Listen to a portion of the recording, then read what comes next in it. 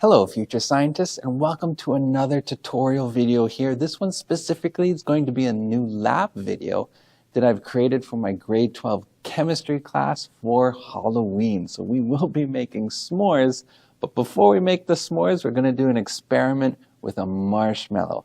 If you want to follow along with the experiment, you can download the handout yourself for free in the description, along with other course packs for different high school courses that may help you. All right, let's get started.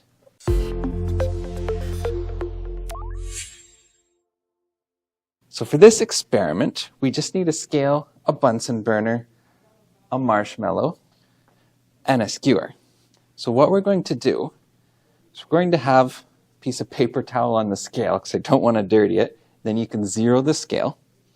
And after we zero it, we'll measure the mass of the marshmallow. So we have 5.98 grams. So that's our marshmallow. Then we're going to turn on our Bunsen burner.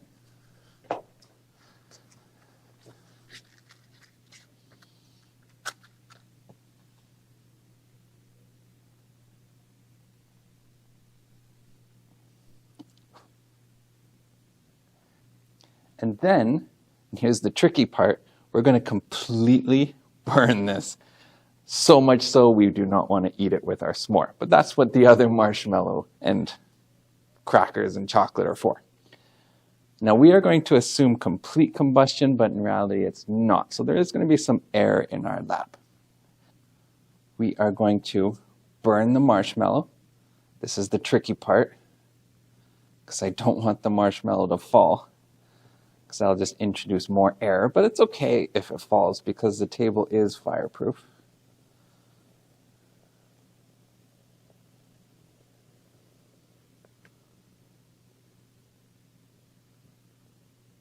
And then once it's completely burned, take it, put it back onto the scale, and we've got 5.64 grams. So we've lost some mass. Now what we can do is I'm going to show you some calculations using the reaction, the combustion reaction of sucrose, or the sugar in the marshmallow, and enthalpies of formation to help us determine how many calories were actually released in that amount of marshmallow, that small portion of marshmallow that we were able to burn off. But before we do the calculations, my students get to do a proper s'more. We don't in a video though. So let's go do some calculations. All right, so here I'm going to go over some calculations with you to show you how we can determine the energy actually released in the part of the marshmallow that we burnt. So we learned that we measured that the initial mass of the marshmallow, I'll write MI for initial, was 5.98 grams. And our final mass was 5.64 grams. So how much of the marshmallow or the sucrose did we actually combust? So let's just find out the difference between those. So we'll take 5.98 and subtract 5.64, and we get 0.34 grams of sucrose actually combusted.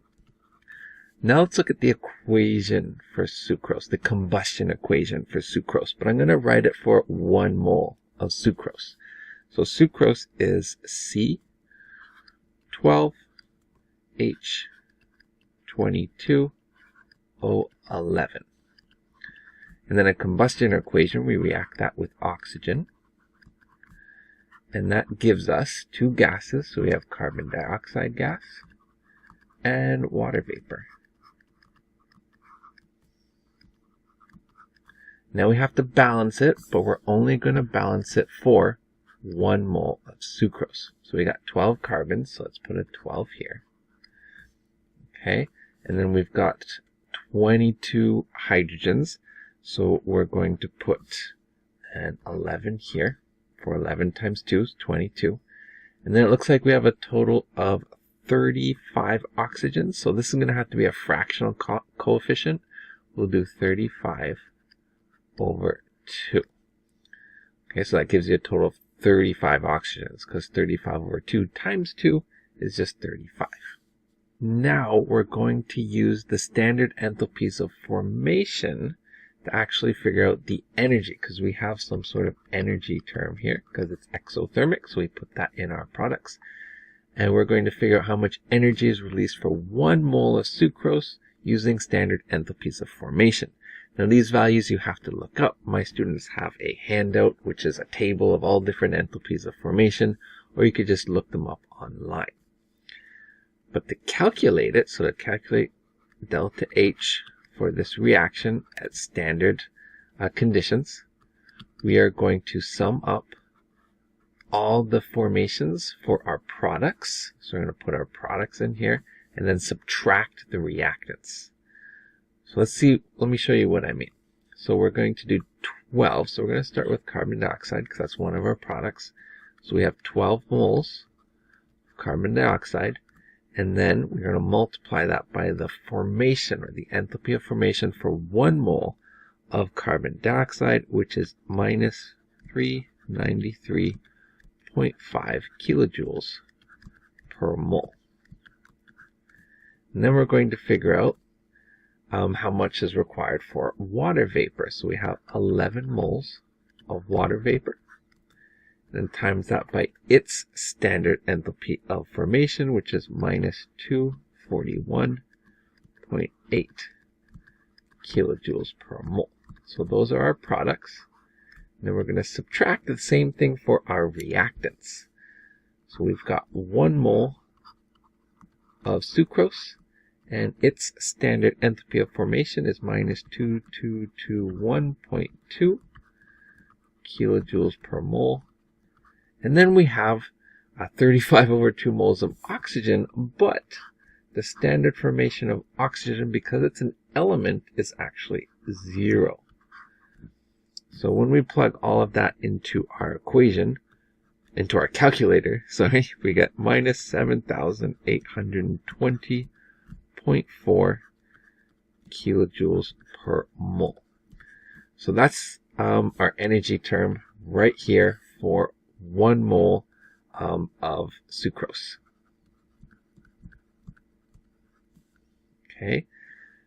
But we didn't burn 1 mole of sucrose. We only burned 0.34 grams of sucrose. So how many moles is that? So let's just figure that out. So the number of moles is mass over molar mass. So we have 0.34 grams divided by the molar mass. We just have to check out our periodic table and add up the molar mass for 12 carbons, 22 hydrogen, and 11 oxygen. So we've got 12.01 grams per mole of carbon, and we've got 1.01 grams per mole of oxygen, and hydrogen, and 16 grams per mole of oxygen.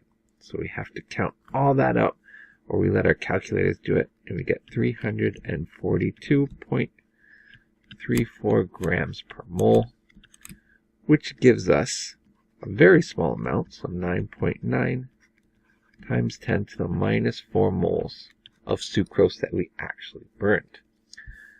So we can go to our equation. The heat that we actually released in that little experiment we did is going to equal the number of moles we actually combusted times the molar enthalpy for the reaction of 1 mole. So that is 9.9 times 10 to the minus 4 moles of sucrose times by negative 7,820.4 kilojoules per mole of sucrose. So that is negative 7.8 kilojoules. So we released 7.8 kilojoules of energy when we burned that small amount. And it was just a small amount because typically a marshmallow would have about 23 calories. So if you'd like, you can try to convert that to calories and let me know what you get in the comments.